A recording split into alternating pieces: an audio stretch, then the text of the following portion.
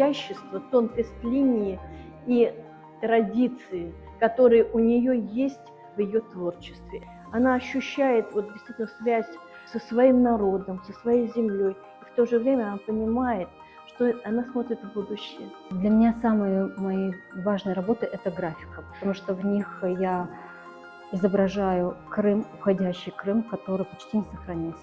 В целом выставка – это результат моего творчества на сегодняшний день, открытий и переживаний. Всех очень жду посетить мою выставку с 20 сентября по 10 октября.